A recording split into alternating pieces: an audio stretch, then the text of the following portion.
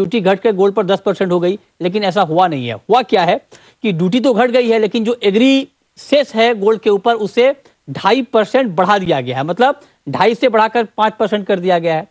तो 2.5% जो duty cut हुई है वो 2.5% सेस बढ़ गया। तो कुल मिलाकर कोई बदलाव नहीं हुआ है और गोल्ड पर इंपोर्ट ड्यूटी 15% के स्तर पर बरकरार है। चांदी पर बेशक इंपोर्ट ड्यूटी बढ़ाई गई है और इसे बढ़ाकर 15% पर लाया गया है, 11.5% से बढ़ाकर। हमारे साथ मेहमानों का एक खास पैनल है एग्री और बुलियन के ऐलानों पर बात करने के लिए। हमारे साथ सुरेंद्र मेहता हैं, सेक्रेटरी हैं इब्जा के, बीबी मेहता हैं, ईडी हैं एससीए के, और पाशा पटेल साहब हैं, फॉर्मर चेयरमैन सीएसीपी महाराष्ट्र के। आप सभी का बहुत बहुत स्वागत है। सबसे पहले बात बुलियन के ऐलानों की। मेहता जी, जरा आप समझाएं। मैं तो यही समझ पा रहा हूं कि 2.5% ड्यूटी कट हुई है, लेकिन 2.5% एग्री सेस बढ़ गया है, तो मतलब हुआ ही नहीं है कुछ। यही मैं ठीक समझ रहा हूं सर मेहता जी? जी बिल्कुल। देखिए, बुलियन मार्केट के लिए कुल मिलाकर 4 ऐलान किए गए हैं।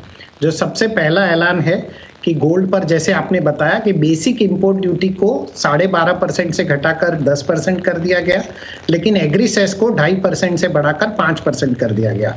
सो ये ड्यूटी पहले भी 15% थी, अभी भी ओवरऑल ड्यूटी ये 15% ही रहेगी।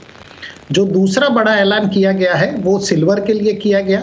सिल्वर पर जो ड्यूटी थी पहले 10.75% थी, उसे बढ़ाकर 15% कर दिया गया। और ये इंडस्ट्री की डिमांड थी, क्योंकि हम सभी चाहते थे कि गोल्ड सिल्वर पर ड्यूटी में पैरिटी हो गई, गोल्ड सिल्वर और प्लेटिनम में। प्लेटिनम में 15.40% ड्यूटी थी, वो ड्यूटी बिल्कुल बरकरार है, कोई उसमें चेंजेस नहीं हुआ है।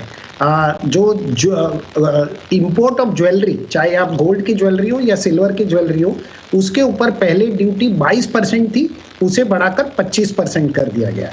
और एक जो सबसे महत्वपूर्ण ऐलान किया गया है वो किया गया है, ये हमारी खास डिमांड थी कि जब हम गोल्ड को इलेक्ट्रॉनिक गोल्ड रिसीट में कन्वर्ट करते हैं तो उसके ऊपर हमें कैपिटल गेन में छूट दी जानी चाहिए। तो ये डिमांड को मंजूर कर लिया गया। ये बहुत बड़ा बदलाव है। मतलब अब कोई भी व्यक्ति अपना गोल्ड जाकर वॉल्ट में, यदि सेबी रेगुलेटेड वॉल्ट में यदि डिपॉजिट करेगा तो उसके ऊपर उसे कोई कैपिटल गेन नहीं भरना पड़ेगा। और सेबी रेगुलेटेड वॉल्ट से यदि वो वापस निकाल के वहां से उसको कमोडिटी में कन्वर्ट करेगा, गोल्ड में कन्वर्ट करेगा, तो भी उसको कोई किसी प्रकार का कैपिटल गेन टैक्स नहीं देना पड़ेगा। ठीक है, अगर मैं 4 बड़े ऐलान हुए। एक अगर मैं पूछूं